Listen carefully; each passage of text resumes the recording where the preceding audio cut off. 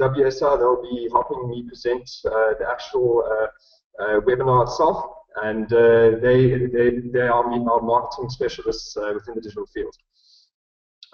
Excellent. Well, welcome to the webinar. I'd like to welcome our presenters, Nick Gard and Melanie Gard. They'll be going through the hour with us, and just some house rules quickly. You are muted, but there is a small text box at the bottom of your screen.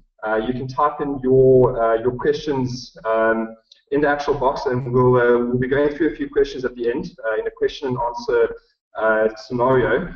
It'll just help us gauge what exactly you'd like to know more about, and we'll be able to help you with those questions. Wonderful. I'd like to just keep in mind when you are listening to the webinar, just a fun fact: 71% of people who are active on social media are more likely to buy a product than with the brands they're connected with online. So the hour will be here to help a lot of the companies, managers and owners effectively market their brands and pages online, and giving quite a few platforms that you'll be able to use to better help you in the process. Excellent. Well, let me just get Melanie on the line. Thanks, guys, and I'll chat to you a bit later.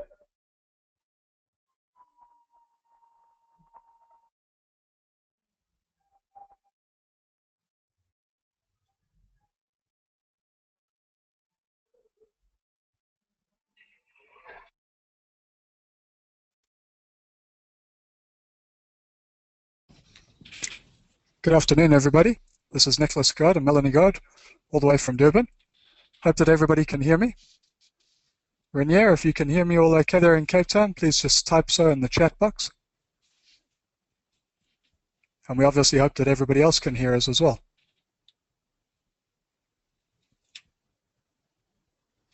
Great stuff. So we're going to move on with the presentation now, all about social media for the hospitality industry within South Africa. So let's begin at the beginning. Why should we bother then? Well, we know that 70% of people look online for local business information. We know that 8 out of 10 people are more likely to do something that's recommended by one of our friends on social media. And we know that over 70% of consumers say that it's really important for businesses to respond to those reviews. Social media is changing the way we do everything, from entertainment to booking holidays, booking restaurant reservations, absolutely everything. There is so much availability of information across so many different social media channels that it's completely changing the way that the hospitality industry works. People are making all of those real-time decisions on social media. And in the hospitality industry, they're making this more than any other industry out there. Conversations are happening right now on Facebook, Twitter, even on commenting on YouTube. Don't you want to engage with your clients? But at the end of the day, people often think, why should I do social media? What are the negatives associated with it? So let's have a look at some of those reasons. We know that it's probably going to take a little bit of effort, and it is difficult to digest everything all at once. It's probably going to be a bit of a distraction to your normal way of doing things in your, whether it be a hotel, a lodge, or a restaurant. You're probably not going to become internet famous, I hate to tell you. And it is quite trendy at the moment. But at the end of the day, people might say some bad things about you. But are these really reasons not to do social media today? Let's have a look at some of the reasons we should and have to be doing it. Your customers are already on social media. So are your future customers. And I hate to tell you, but your competition's already there as well. We know that social media is the world's largest focused group. And people are going to say something whether you're there or not. And at the end of the day, social media is a free tool. So why wouldn't we want to use it to engage with our clients? Now I'm going to hand over to Mel, and she's going to run through a little bit about what you can do and what you can't do with regards to posts.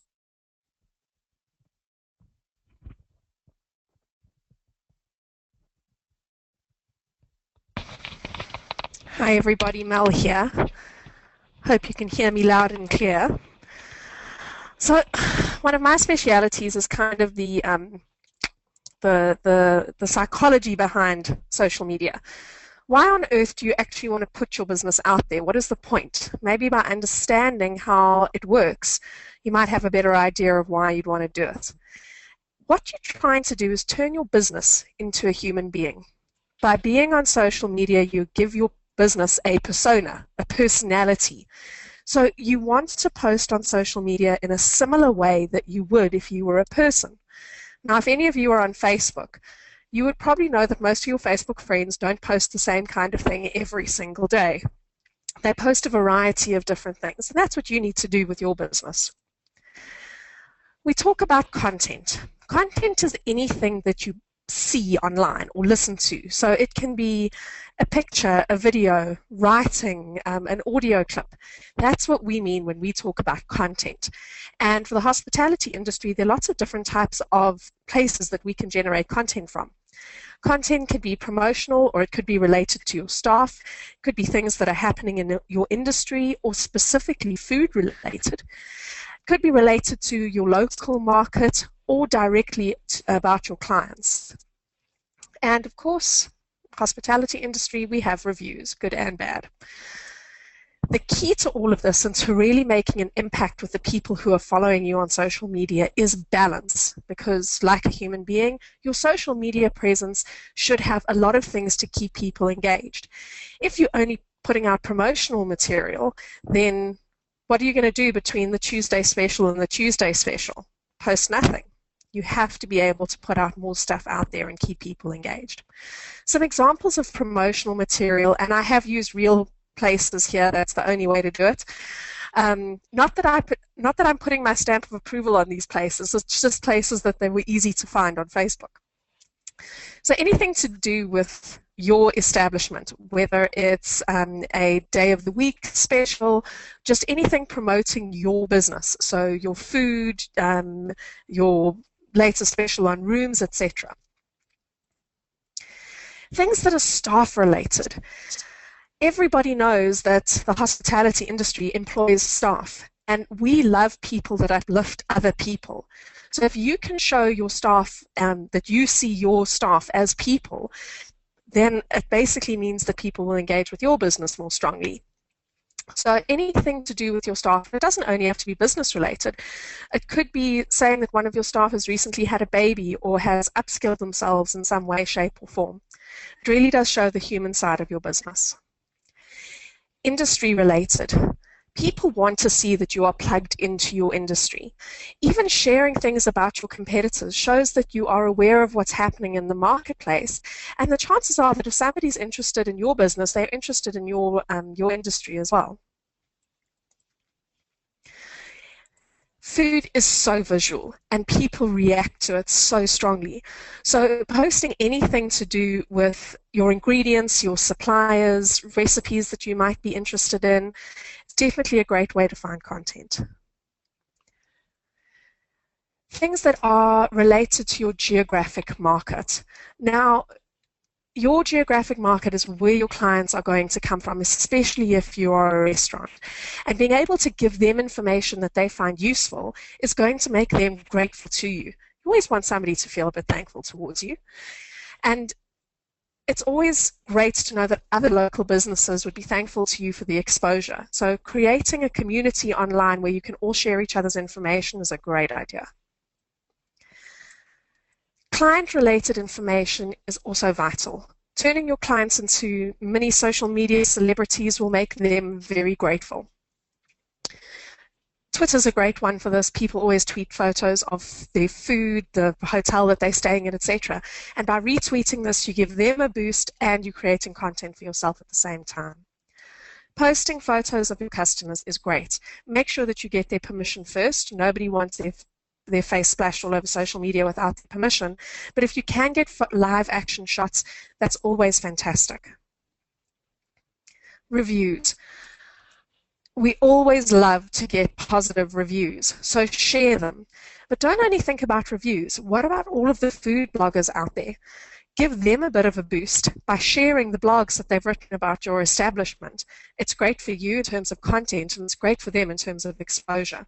So anytime somebody writes a review that can somehow be linked back to your business, you want to include it. I'm going to hand back over to Nick now. He's going to give you some ideas of the actual platforms that you can use, what to do on those, etc. And then I'll be back a little bit later to discuss reputation management.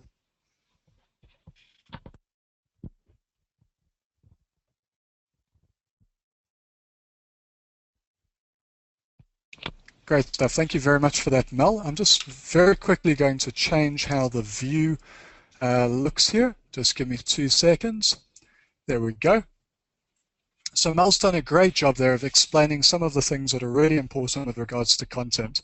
Now I'm going to start getting into the nitty-gritty with regards to the different technologies, and I hope that I don't confuse you too much. Just remember that this is a real introduction for everybody into social media for the hospitality industry. We're going to try as much as possible to include a lot of information, but some real how-tos of things, just so that you get the most value. Okay, so why would we bother going into Facebook? Well, currently there are 11.6 million people on Facebook in South Africa. Now that's not too bad when you think that we've only got 16 million people on the actual internet on computers in South Africa. So we know quite a few people are there. But of the top 50 brands in South Africa, over 90% of them are using Facebook for marketing and for communications. But the real answer with Facebook is that it allows you to be able to connect with your clientele in such a different manner, in a very personable manner, in a different way that you normally wouldn't be able to, because they're already on Facebook. If you think about it, we go and eat in a restaurant, or we go and stay in a hotel, and we have a family gathering in the restaurant, maybe in the hotel, and whilst we're eating, we're hanging out with our friends, with our family. Isn't that what people do on Facebook as well? They hang out with one another, with the people that they're connected to. And that's what we want to try and get other people in the hotel industry and in the hospitality industry to do as well with their clients. We do have to remember, though, there's an important distinction. On Facebook, there are 2 different types of profiles. One for an individual or a personal, and that's called a profile. And then there is one for a business, which is called a business page. You have to make sure that your Facebook is a business page, not a profile. We can't dwell, unfortunately, too much into that, because otherwise we're going to run out of time today, but let's get a little bit more into it. So, if we have a look at Facebook, here's just an example of a UK-based restaurant that has a lot of likes. You can see they've got over 12,000 people continually viewing the Facebook page, so they're doing a really good job. At the end of the day, though, it's really all about whether or not you, as a restaurant owner or as a hotel owner or a B&B owner, don't you want to hang out with your clientele in a different media? So let's have a look at a couple of tips for Facebook.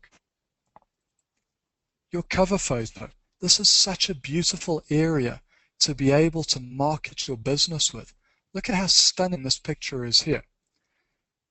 You've got 851 by 315 pixels, and you can change it as often as you want to. So why wouldn't you want to do that?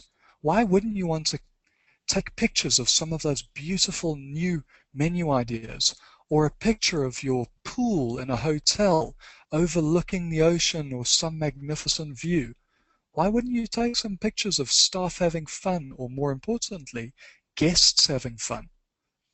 Take those staff pictures, you know, the guys in the kitchen, you know, all standing together, or an event that might be happening in your restaurant.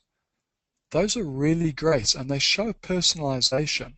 And more importantly, they show that your hotel or your restaurant or whatever your establishment is, they actually show that you've got a personality.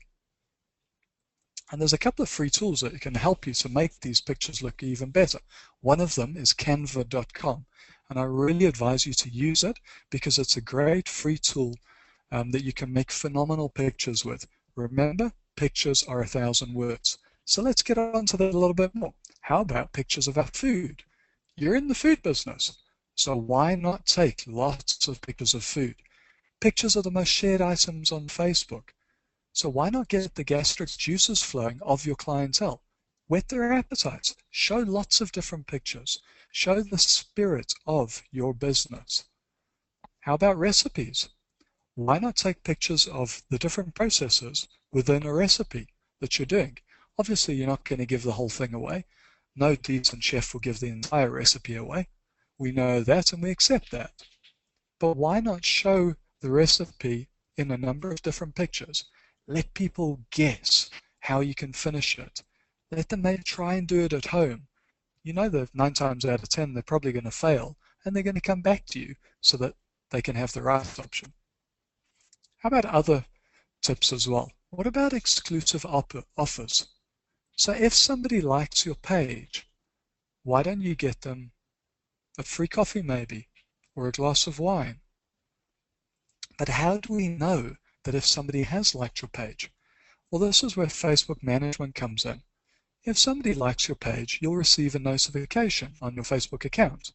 It's then up to the owner or the manager to be able to see that notification and potentially message the person directly on Facebook to say, thank you so much for liking our page. Next time you come in, won't you present this post, and we'll give you a free cup of coffee. What about during those really quiet times? It might be a Monday afternoon for you or a Monday lunch. Why not bring about a different special during those times, or those holiday season offers as well? The most important thing though is we have to remember that we've got to provide value for our fans on Facebook, because at the end of the day, they've liked our Facebook page for some reason. But if we don't bring them value, they're going to get bored, face it, and they're going to go on to the next place. Now we can also do contests on Facebook as well. With a contest in general, you're going to use a third-party software. Now you don't have to use a third-party software, but if you do, then people will be able to fill in a form and you'll be able to store those details for future marketing. So let's just say that you've got a new menu happening and you want to create some buzz about it. Get the excitement going. Get your clientele to really enjoy the fact that you're coming up with different things all of the time for them. So why not create a competition? Maybe you can get somebody to name a dish for you. Maybe in a hotel you might be looking at changing the way rooms look and you want to give different rooms different names. Get your clientele to come up with those names. By using a third-party software, you'll be able to get all of the details when people fill in the form. You'll also be able to then market to them in the future, and it's a very professional way of doing it. But then there are also certain other things, like Facebook advertising. Facebook advertising is a little bit different, and you can use it for different purposes. How about using ads for specific niche marketing? So what about targeting, or how value would it be rather, to target only those people in Cape Town or in Johannesburg, in the Sandton area? Wouldn't that be great? Let's just say that on a Monday again you were really quiet and you wanted to get the word out. You could put a specific advert out just to business people of a certain age only in the area where you are. And that way you know that if you're busy because of it and people told you they saw the ad on Facebook, you know what your ROI was, don't you? You're always looking for the turnover. But don't forget, when you are doing advertising, to target mobile as well, because most people are looking for spontaneous decisions on their phone. So again, look at targeting those people with specific interests in food in the city that you are in. Now there are different types of ads on Facebook. You can place an ad in the main stream itself, and the purpose of this is to get more likes, or more fans as they're called. Whereas you can also target a specific post, and that's called boosting a post. This helps you to get more engagement on that post. When I say engagement, I mean the people will like the post, or they'll share it, or they might even comment on it. You can also place a normal advert on the right-hand side, of Facebook page as well. This will help to get you more likes as well. What other ways can we think of with Facebook? Well, certainly videos. Most phones today have got brilliant cameras, so why not use your camera on your phone to take short videos? Why don't you interview your chef? Why don't you introduce a new employee, a new general manager at the hotel, maybe a client that's absolutely raving about you? Ask them whether or not you could get a quick testimonial from them and if you could video it. If they're really excited about you, they won't have a problem with it. Reasons being because most people want to be internet famous. So use that to your advantage. And embed these on a Facebook post. So instead of uploading a picture itself, all that you do is upload a video. Just try and make them short, because remember, the longer a video, the longer it will take to upload, and the longer the video, more people or less people will watch it. So here's an example of a small video as well. Okay, we're going to move into Twitter now, and I hope that's explained a little bit about Facebook, what you can do with it, and hopefully we've demystified a little bit about it. Now, as we move into Twitter, we need to understand certain things. Twitter can be very confusing for people. Twitter is very short, bite-sized bits of information. You've only got 140 characters, so it's a bit like an SMS for the internet. There's over 170 million tweets sent every single day around the world. There's quite a few people using it in South Africa, as we can see on this slide, but Twitter is the only real-time search engine in the world. What I mean by that is, let's just say, for example, because the Cape Town food blog is hosting this webinar, so we'll use the rugby on the weekend as an example. That should spur up a few comments. Let's just say that you're in your restaurant and you weren't able to watch the rugby live, but you wanted to know what the score was. You could go onto Twitter, search for Western Province versus the Lions rugby score, and you would have immediate responses that people have probably sent 10 seconds, 30 seconds ago. Whereas if you had to wait for it to go onto Google, Google first of all has to find it, and then it has to be able to bring it up. So that might be a couple of hours old. So for immediate information, Twitter is the best place. But Twitter has a lot of things that you need to understand with it. Let's have a look at some of those now. One of them is the hashtag. A lot of people talk about it. A hashtag basically means that you are either starting a new topic or you are trying to continue a conversation that's already happening. So it's a bit like a keyword, isn't it? And I'm going to go more into it just now. Then we have the next symbol, which is the @ sign.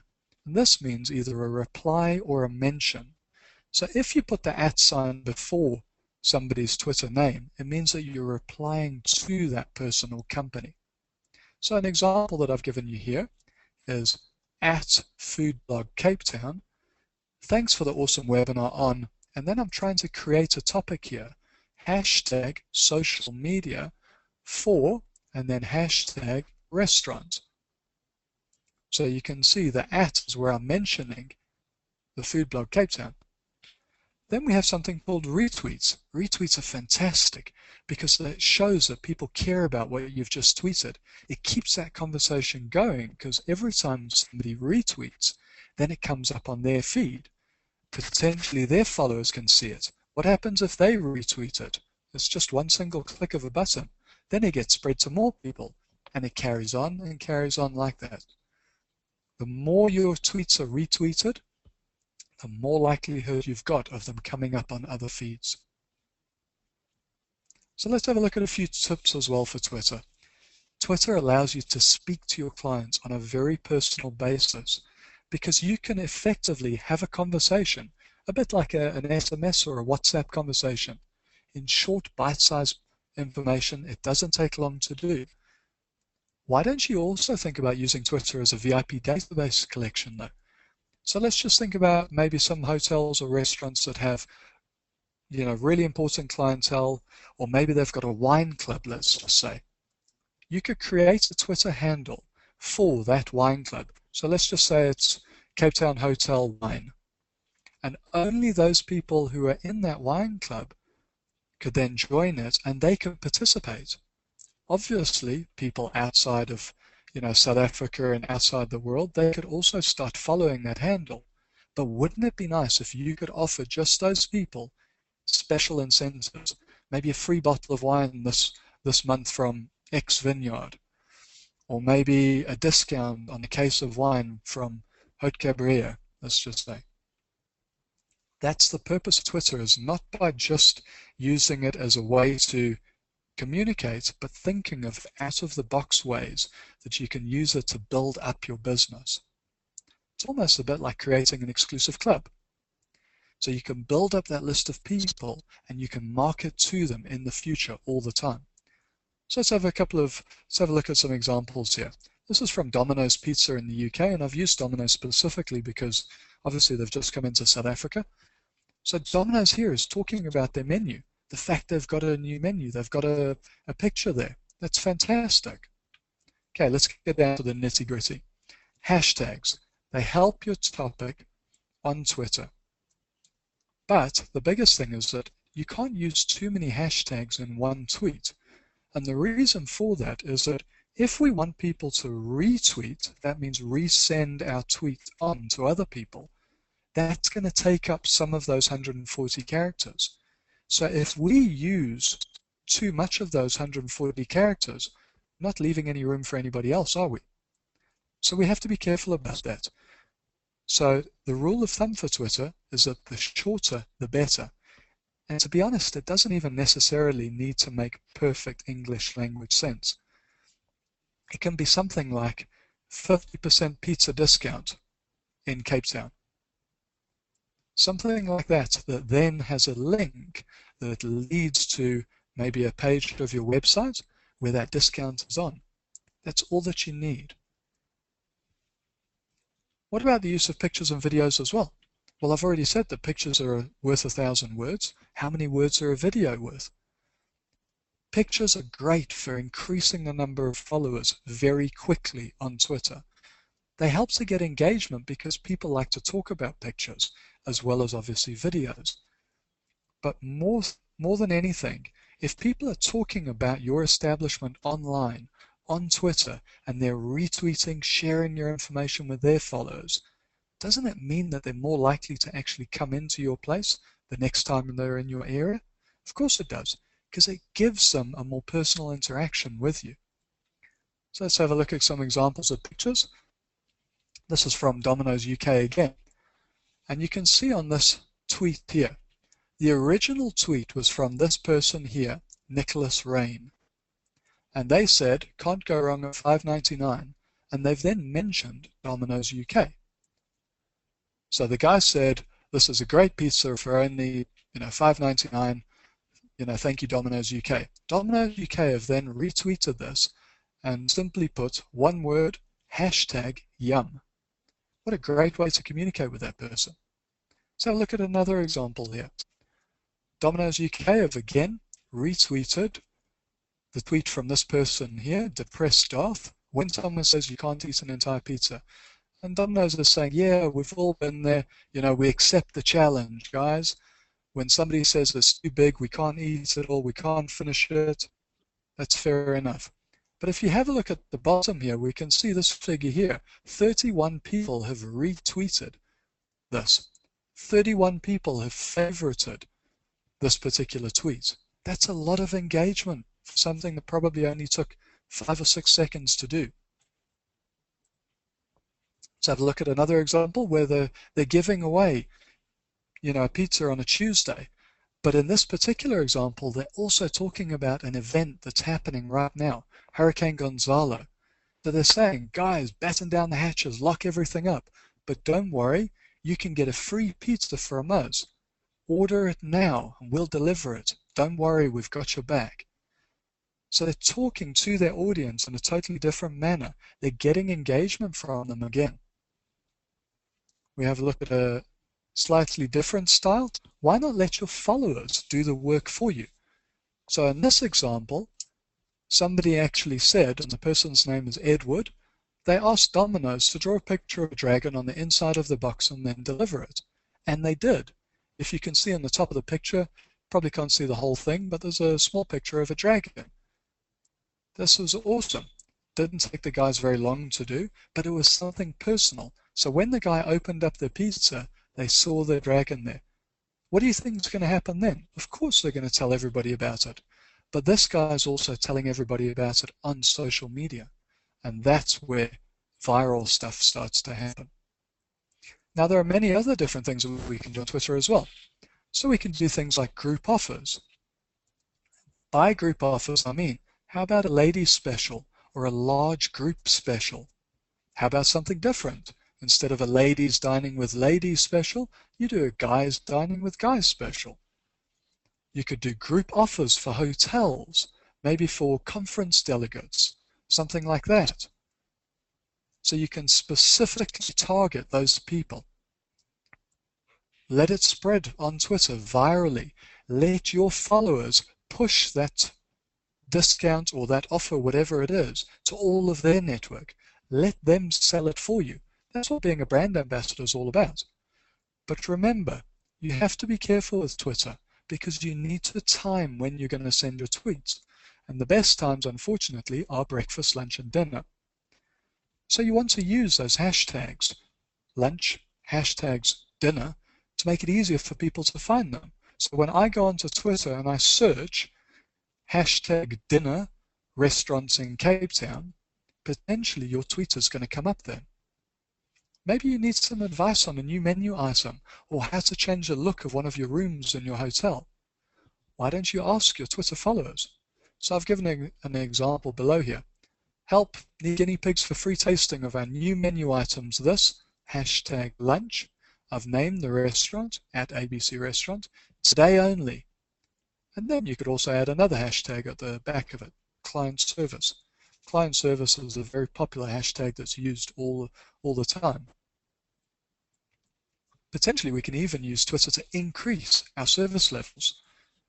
So let your owners come back with problems or ideas straight away to people. Learn from that so you get to find out exactly what your clientele is actually looking for rather than just guessing. Let people know what's going on in your company, in your establishment. We all know that most people have dreamt of owning their own coffee shop or, dare I say it, their own restaurant. Most of them haven't a clue of how difficult it is, have they? But they want to do that. So share that experience with them. Let them be a part of it because they're going to be more fond of your establishment. They're going to talk to as many people as possible about your establishment if they've got that connection with you. Now, one of the newer things that you can do on Twitter is you can actually advertise on Twitter. Similar to Facebook, you can create an advert and you can target it geographically as well. So again, for a specific tweet, maybe for an event that's happening, a conference, a menu launch, a new opening, something like that, you could actually target a Twitter ad for specific people in your area. What a great way to build up quick followers. Now we've been through Twitter. Once again, I hope that I haven't confused you too much with things. We're going to move around to something which is pretty similar to Twitter. That's Instagram. Isn't it the same as Twitter though? A lot of people always ask that. Well, it grew by over 23% in its numbers last year. It's owned by Facebook, but it's all about pictures and videos. But it gets so much more engagement than Facebook does even. So why should we use it then? Let's have a look at what it is first. Instagram is a photo sharing site and a very short video sharing site. Videos are only 15 seconds maximum. So some of you may have heard of something called Vine. Vine is only 6 seconds. So Instagram's a little bit longer. You'll be surprised at how much you can get across in 15 seconds, trust me. But it is very much like Twitter in that the posts are really, really short. It's similar language that's used in Twitter as well. Hashtags are used a lot more prevalently in Twitter though. So let's have a look at that. In this particular example, I used a trending hashtag. That was National Cheesecake Day. Now remember that National Cheesecake Day doesn't have to be in South Africa for you to be able to use it. It could be the American National Cheesecake Day for all we know. It could be National Burger Day. It doesn't matter. But you can use that trending hashtag to promote your Instagram post. So I'm not sure if you can read it, but at the bottom of this picture it says hashtag National Cheesecake Day, hashtag chocolate, hashtag brownie, pecans, caramel, cheesecake, sweet things, or sweet things as the American persons put. So they've put a picture of one of their cheesecake and they've taken the trending hashtag so that when people are looking on Instagram for that particular hashtag, this post might actually come up. But what else can we do on Instagram then? Well, we can target specific audiences. So in this example, I've used a restaurant in the V&A waterfront, and we could say, we've got your solution to the hashtag, because I'm trying to create a topic, Monday Blues. I'm mentioning the name of my restaurant, at V&A Restaurant, and then I'm using a different type of hashtag, a niche hashtag, called V&A Eats and Cape Town Food Delights. So the entire post is, we have your solution to the Monday Blues at V&A Restaurant, hashtag V&A Eats, Cape Town Food Delights. Or another example could be Monday Madness, pizza giveaway, hashtag pizza giveaway, only at V&A Restaurant, hashtag V&A Eats. What this will do is if somebody's searching for V&A, or they're searching for pizza giveaway, or even Cape Town food, this little post here has a great example of coming up on their feed. So that means more people get to see what it is that you're doing. Another way of using hashtags is by creating a specific campaign hashtag. So the example here, and I'm sorry if I've already used it again, but it's creating a new menu. That should be a campaign in itself. It's an exciting thing that you're doing in your hotel or your restaurant, wherever you are. So the post could be, so excited at V&A Restaurant as the new dishes are being tested currently. Hashtag new yummy eats for us. So the new yummy eats for us, you'll notice, let me just explain, it doesn't have any spaces between the words, does it? If you put a space between the words, the hashtag will only read that first word. So essentially, for me to make this entire little phrase here one hashtag means you've got to take out all of those spaces. So I'm making this particular hashtag here its own campaign hashtag so that other people can hopefully catch on to it. They can remember it easily and they'll use it for themselves. Why not use Instagram to share pictures of your menu? Your food's phenomenal. Your hotel rooms are beautiful. You've got a magnificent pool. You've got the best view in Cape Town or the best view in Joburg. Why not show people that? Make them excited about wanting to come and see you. So here's an example of just a starter.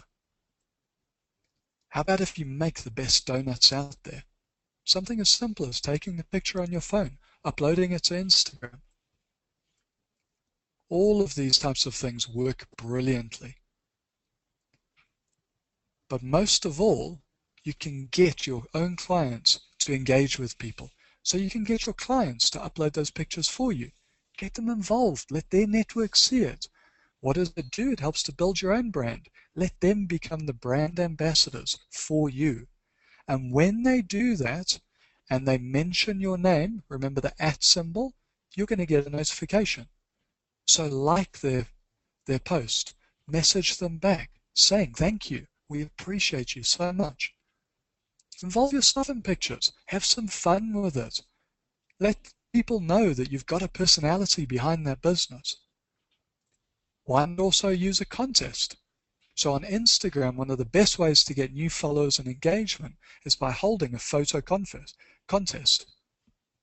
So you would tell people, obviously offline, via your waiters, advertising, written advertising, wherever the case may be, that, hey, listen, we've got a contest on Instagram. For that, we need to create a specific hashtag. And in this example, it's Give Us a Smile contest. So we want people to come into our place, take a picture of themselves, giving a smile, and then posting that picture onto our own Instagram feed or their feed. If they post it on their feed, they must put our name, our Instagram name. So for this example, I've chosen at Cape Town Pizza. So the example here is, we love eating at Cape Town Pizza, Give Us a Smile contest. We'll then get notifications and we can then choose randomly who the winners are for that. Okay, so that's a little bit more about Instagram and how easy it is to use and why hashtags are so important for it. Now we're going to move into Pinterest. Pinterest has not quite as many people who are using it, but a lot more women are using it. But Pinterest has a much higher engagement rate than most other platforms. Did you know that every time somebody pins a particular picture on Pinterest, it's then repinned an average of 11 times? That's a phenomenal amount. So can you think of how that could benefit your company? Let's explain a little bit more about what Pinterest is. It's basically like an old-fashioned pin board. So you could have multiple pins, or multiple boards, sorry, on your Pinterest page. You could have a board for your lunch specials, for a new menu, for staff, for Pizza Tuesday, for our guests, for fun times. You could even have boards for recipes if you wanted to. And you can then go onto Pinterest and search for other people's recipes, other people's pictures, and you can repin those. When you're on the internet, you might come across some brilliant blog articles. You can then repin those blog articles into one of your boards on Pinterest. That is how you gain a much bigger following on Pinterest, because you want to be active on it. So, I've mentioned that you can pin other people's pictures. Their followers will then see this, and then their followers will see it too if they decide to repin it. And so the process carries on and on. And that's how the viral nature works. Pinterest is particularly good for spreading something very fast. So if I want a recipe, I can go and find it, and I can pin it. That means that I like the recipe. Or I might actually want to try and do it myself. Or if it's in your restaurant, I'm probably going to want to come there and have it. So again, use Pinterest to whet my appetite. So what are some of the ideas that you can maybe get from Pinterest? How about a new way of putting out your menu ideas or specials of the day? You can think of new ways to showcase your particular products. Or you could just show how fabulous your food is. New serving plates, whatever the case may be. But some of the things that you have to do on Pinterest, which are absolutely critical, you have to put pictures regularly. So you have to pin regularly. You must be consistent as well, because it doesn't help if you're only pinning pictures on a Monday and you don't worry about the rest of the week. People are going to get bored of you then. They're not going to worry about those pins when you eventually do them. Don't forget to pin things that your audience really wants to see. So think about who your target audience is. Is it for people in a much higher LSM bracket who only drive fancy cars? Is it for the guys down the street, you know, in your neighborhood, because you want them to fill up your restaurant during the quiet times? Is it for an overseas clientele because you want them to fill up your hotel? You can pin pages of your menu on your website, obviously. You can do Facebook adverts, staff birthdays, any events or celebrations, pretty much anything that you can think of. The idea behind it is that you're giving people an option to pin something so that they can make a future decision. So think of it this way. I'm coming down to Cape Town on holiday. I'm going to look for travel, air flights, restaurants, where to go with my children, things to do. And if I can find a recipe on your Pinterest board, if I can see a recipe on your Pinterest board, if I can see some of your food, and maybe I can see in your hotel that you've got a brilliant, you know, kids offering, or maybe during a holiday you've got a little summer camp there, I'm more likely to come and stay with you, aren't I? rather than have to worry about searching and trolling on the rest of the internet. Okay, but at the end of this, we're going to do all of this work. What's the return going to be for us? So let's quickly have a look at that. Every 3 months, so every quarter, we should be analyzing the results, making sure that our strategy is correct. If it isn't, we should be reevaluating it and changing it. Thinking about the people that we want to come into our business all of the time. To do this, we can use certain tools. On Facebook, we can use something called Insights, and we can see that every week maybe to see which posts are getting the best results. On Twitter, we can use third-party softwares like Clout, Twitter Stats, Twitter Counter to be able to see who our best followers are, who's retweeting the most of our tweets. On Instagram, we can use also third-party softwares called Sumall and Iconosquare to get similar information. And on Pinterest, you can use a business page that will also give you analytics. But how do we do all of these pins and posts and all of the rest of it so far in advance so that we can get on with our business for the rest of the day? Well, we can automate things and schedule them. Hootsuite is a fantastic software to use, inexpensive at only $8.99 for the professional version, and you can then schedule your posts on a number of different social platforms. It's a fantastic way of doing it. You can also use Clout to get ideas of content. Now, hopefully I've explained enough there to give you a good insight as to why you should be using these 4 different platforms, and hopefully some ideas of how you can actually do it as well. Now, one of the biggest things is obviously, how do we keep our reputation going on social media? So I'm going to hand over to Mel now. She's going to run through online brand reputation with you.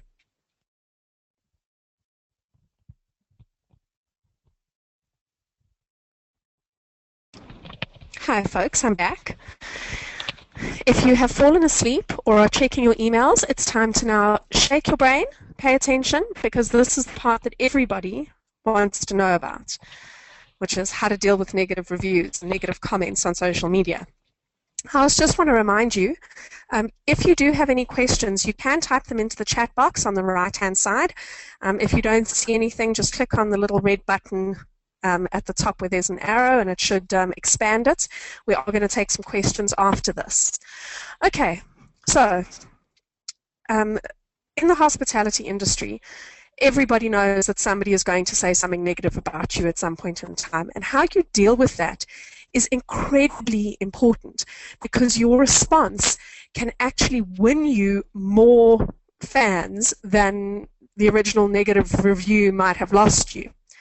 I want to run through some golden rules of negative review reaction, and you guys are going to be getting copies of these slides, so all of the cool tools that Nick mentioned and these rules you will be able to have access to. First thing that's really important, deep breath. It's not a personal attack on you. This person is not saying that the business that you've put your lifeblood into is absolutely useless. It is purely take it as a form of constructive criticism and be able to react to that. If you feel that you are not in a position to react, or that you've maybe had 1 or 2 extra beers and it's not a good time for you to react, put it on the back burner or get somebody to react for you that you know has got a much clearer head. First thing you do is apologize immediately and unreservedly. Don't say, I'm sorry, but. The most important thing is, I am sorry that you've had this negative experience in my business. Full stop, most important thing. Use good language, spelling, and grammar. This is a reflection directly on your business. If you, like Nick, are not so great with your spelling, get somebody who's better at it to proofread it. Very often, before we post things on social media, we get somebody to proofread them. You can't proofread what you've written yourself, so just make sure that you're giving a good impression. If possible, refer to the person by their first name. You're trying to establish a genuine human connection. If the person feels that you are being trying to meet them halfway, they are much more likely to react positively to you. If it's on Twitter, you can use their Twitter handle, but just try to show that you're responding directly to them and not necessarily to the world in general, the world at large. Never, ever blame it on your staff or run your staff down in a non-constructive way. For example, I'm sorry that my stupid waiter was too stoned to be able to serve your table correctly. Nobody likes to see an owner dragging down their staff. So if you do have to say that it was somebody's fault, say, you know, I'm really sorry, the waiter should have taken better care of you. We're going to make sure that we send him on some extra training to make up for it. Offer to resolve the issue offline by phone or email, because if you can take that conversation offline out of the public eye, it will generally lead to a better outcome. So apologize, etc. online, but then give your email address or your phone number that they can contact you directly. Try to keep it short. Nobody wants to hear that you haven't been able to get your imported pancetta because the truck that was supposed to pick it up from Italy broke down and then the ship left the harbour late. Nobody wants to hear it. So just keep the explanation short if you even want to explain it at all. Always say what you're going to do to change the problem in future. So it's fine that they're pointing out something negative. You need to point out how you're going to resolve it in future. So these are the very quick ways, and what I want to do is show you a couple in practice. So I'm first going to show you some really great responses, and I found local examples. So this was somebody that the complaint wasn't even that they'd had a bad experience, it was that their cars had been broken into. But the apology is so sincere, and it really, you can see that the owner was really quite heartsore about what had happened. Very apologetic, and also using first names. This is another response which I love. It was actually from the chef in the establishment, and you can see from what he's written here that he's establishing a very clear human connection with the person who's written the post. It's not a canned response, it's very genuine. And even though he says that the manager hasn't done a great job, he's also saying how they're going to fix it in future and really making an honest apology. This is what not to do. Now, you guys are going to get copies of this, so you'll be able to read through all of this. But I do want to just point out that, first of all, these comments were made. You can see the timestamps. These are all the comments by the establishment. The first one is at 10:30 and it's on a Friday, so I'm pretty sure that alcohol might have had something to do with the responses. And in between each of these posts was all of the comments from other people. And the person behind this page was aggressive. He apologized, but very insincerely. He really made it out to be the customer's fault. And not only that, it's clear from these posts that there were two different people responding, so it's very inconsistent. Now, on quite a wide forum, this got 184 comments, and I can tell you that there were very few of them that were positive towards the establishment. So that person really did their reputation a huge amount of damage. And I hope some of this information helps you to be able to move forward. Even if you decide not to use social media as a marketing tool for your business, just know that people are going to talk about your establishment on social media, and hopefully this gives you a way to be able to respond to the negative comments. Always just say thank you for the positive ones. Thank you is extremely important. Therefore, I'm going to say thank you for paying attention during our presentation today. We are going to take some questions now, but I would also just like to point out that we are available for any questions that you may have. These are our main areas of focus, obviously with social media, both trading and management, but also paid search marketing, search engine optimization, coming up with content strategies, and content marketing itself. If you do have any questions that we don't get to answer now, these are our contact details. Please catch up with us. We love answering questions. Trying to increase education in our industry is something we're very passionate about, and we'd love to hear from you. What we're going to do now is hand over to Rainier to see if there have been any questions that we can answer right now.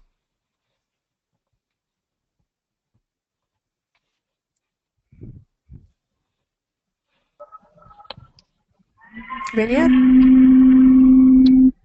Hi, Mel. Thanks very much. That was wonderful. Thanks, guys. A lot of insightful information that you guys gave us there. And I'm sure, well, after this, we'll be sending you the recording to your inboxes if you want to go through it once again.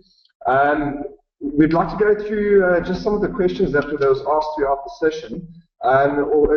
Just to start, today was just an introduction into the platforms to market your business.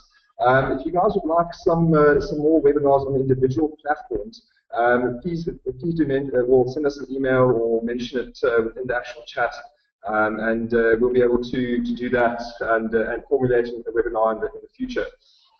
Let's have a look at one of the questions that attendee 4 asked. Which platform or software would one use to conduct the contest on Facebook? Basically, the third-party platforms. This maybe Mel or Nick can give us some insight to that.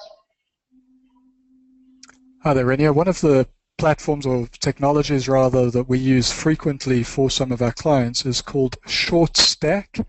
So I'm going to be typing that into the message area currently, and that is shortstack.com. It's relatively cheap in price on a monthly basis.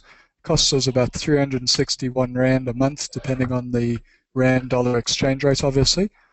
But ShortStack is a great way where you can add in a lot of customization to those competitions on Facebook.